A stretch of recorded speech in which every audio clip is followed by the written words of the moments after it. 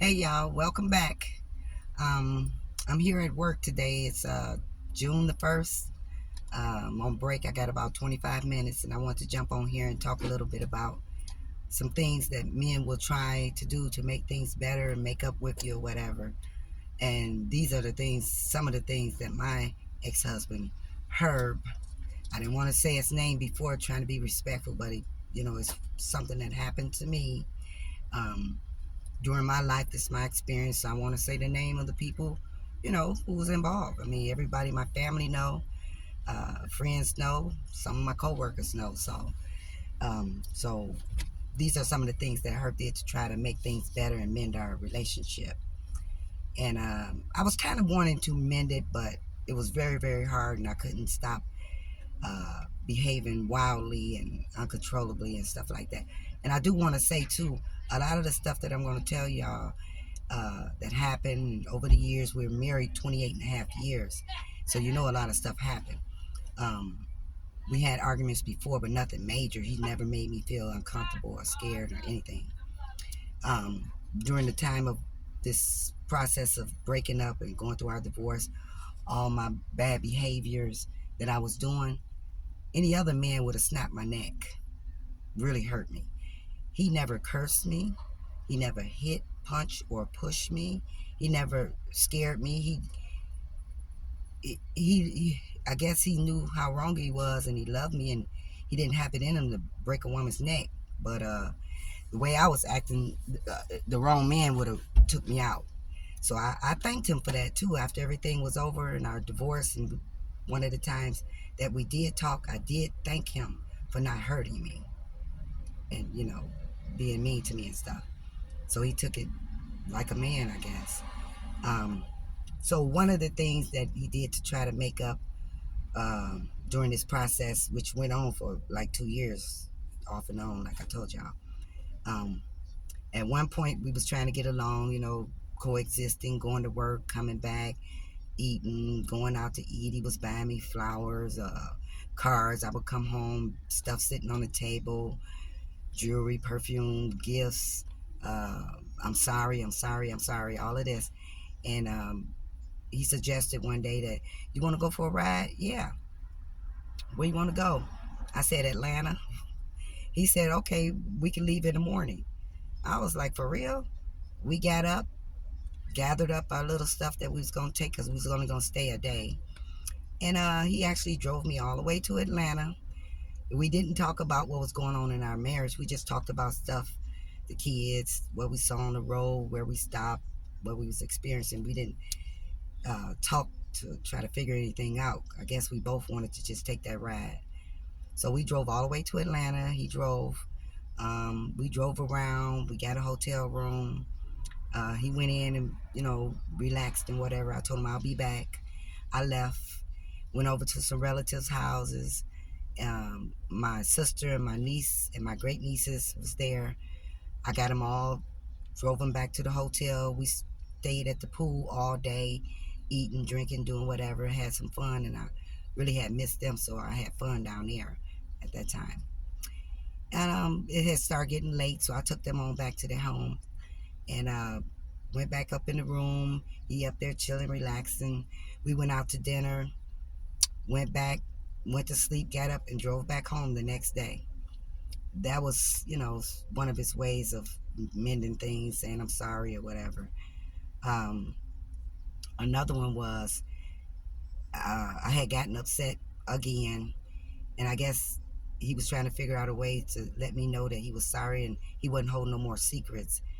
Mind you, during this time too, for months straight, every single night, I'm living in the place that I rented. He's living in the house that we had together. Uh, when he got off work, he would text me or either call, but he made sure he texted me. He never called me by my name, Nina, or anything like that. He just say, baby, I'm just getting off. Baby, I'm on the 94. Baby, I'm stopping up here at the 7-Eleven. Baby, I just got to the house. Baby, I'm about to call you. He did that for months. I got probably, I'd say about 50 or more of those texts. Um, and another one was that night that I had was mentioning before, I was kind of upset, getting upset, and he could see it coming. He wanted to know, what can I do to make things better? I said, where was y'all going? Where did you sleep with her at? Bringing it up. Mind you, it was, he had done it a year prior or months prior, but off and on, it would go on, off on women. You know what I'm talking about. Men too. It's hard to just stop. Well, it was for me. Anyway, so we going back and forth. I said, so what you want to do? If you want to make things better, just tell me where y'all was at. I'll take you. I said, you gonna take me to where y'all was sleeping at and where you was meeting her at? Yeah. This was about 10:30 at night. I had on my house shoes, gown, underwear, house coat, grabbed my phone and door keys. We got in his truck.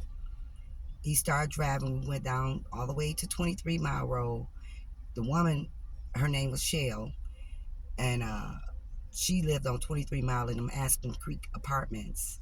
And they were seeing each other at the motel right across, I think it was right across from the Aspen Creek apartment, but it was on 23 Mile near where she lived.